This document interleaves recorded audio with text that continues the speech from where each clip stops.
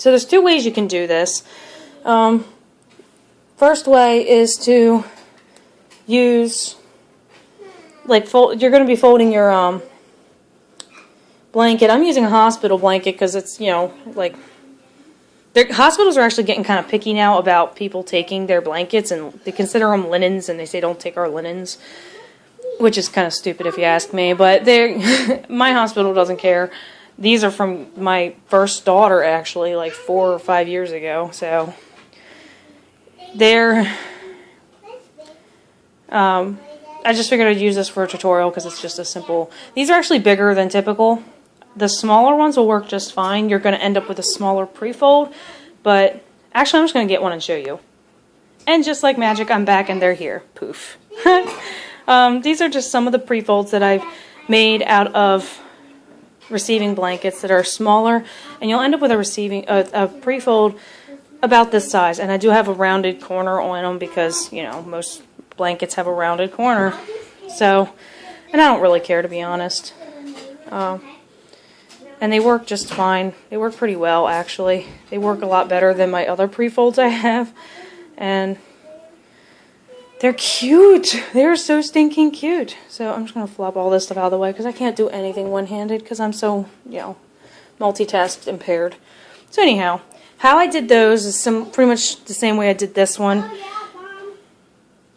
Iron it out. This doesn't even look like I ironed it, but believe me, this is after ironing it.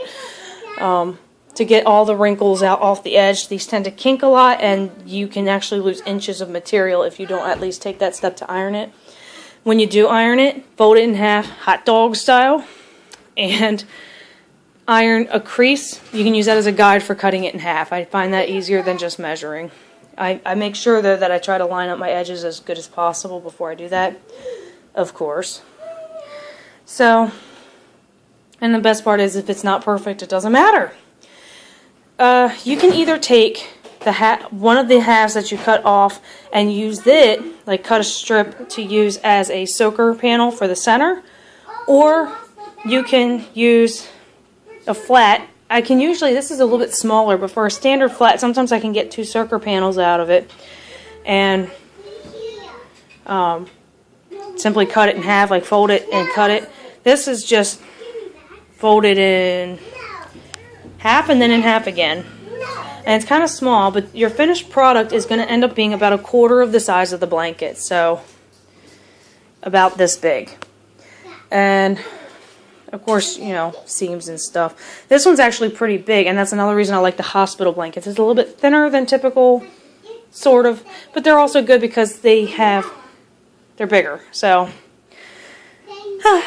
you can trim off. You want to make sure that whatever you do, you cut it so that you end up with about a 1/2 inch allowance on each side. So actually I'm going to do that right now. Poof, magic of cameras. So all I did was cut it so that it'll fit. So that's going to be like my little soaker panel in the center.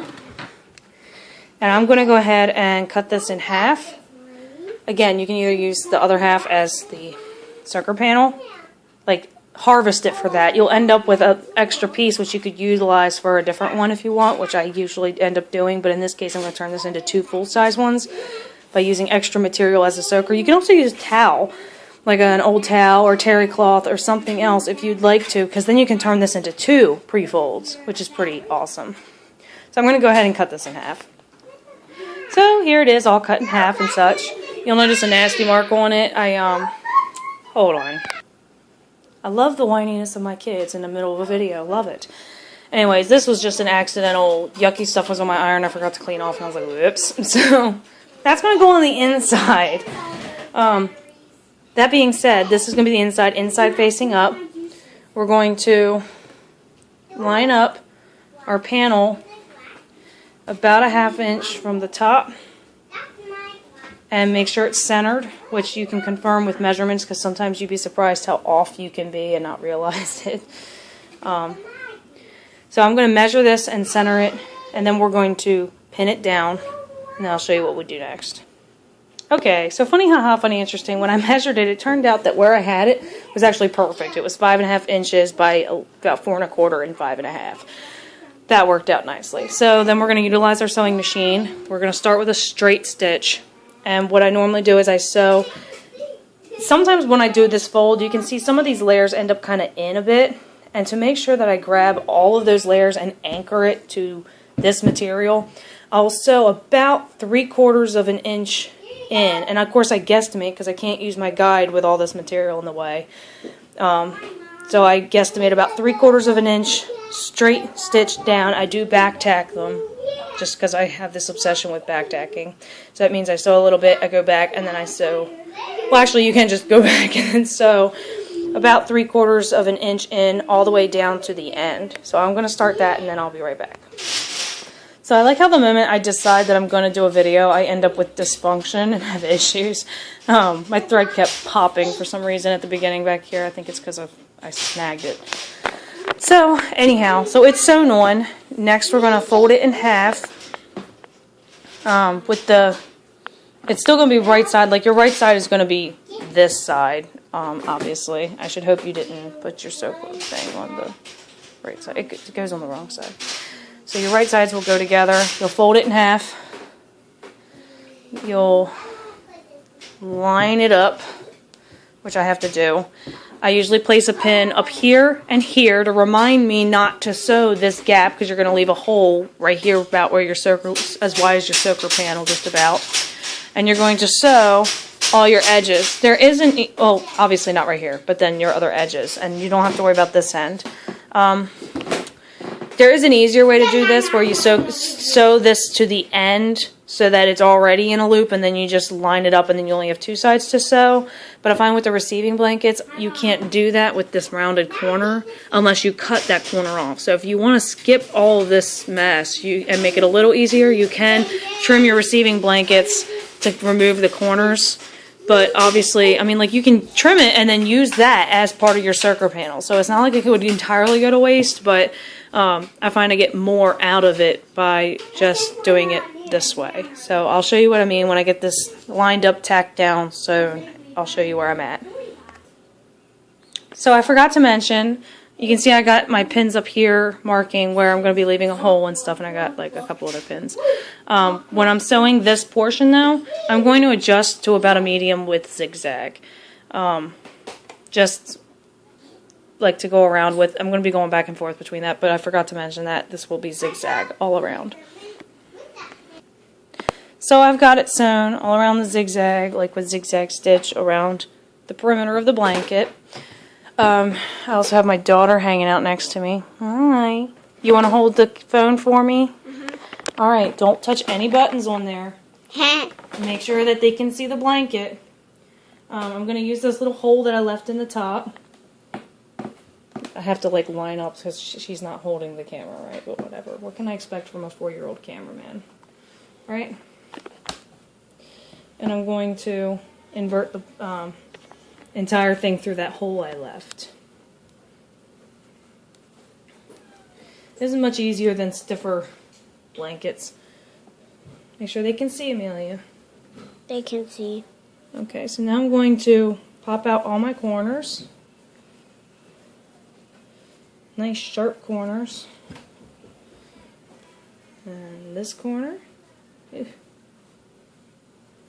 And this corner. Gotta love these angles. Woo! Okay. So we're almost done. Now all we have to do, you can see we got our seam visible on this side, not this side. Can I cut with this? No, Amelia, stop. So what I'm going to do is switch back to straight. Yes, because I'm going to flip-flop back and forth, because after that I'm going to switch back to zigzag. And you're going to tuck these little ends in where your hole is. And I can't do it with one hand, but when you pull it taut, it kind of lines it all up, and you're just going to top stitch about 1/8 inch from that edge. Now, you can see I got my top stitch on there, so that's all seamed closed nicely. I'm going to go back to about my medium width zigzag. And this time now I'm going to kind of like coax it flat just to make sure it's lined up properly through both layers, which obviously is better done with two hands. And what I'm going to do is I'm going to sew right along next to this seam that I have here through all of the layers to kind of anchor everything together, and it creates kind of a nice hinge. And I'm doing it on the outside of the seam. So on this side I will be zigzag stitching here. On this side, which it's hard to see, but there's the seam, I'll be zigzag stitching here. And then of course go slowly and carefully so you don't hurt your needle, because this is a lot of layers.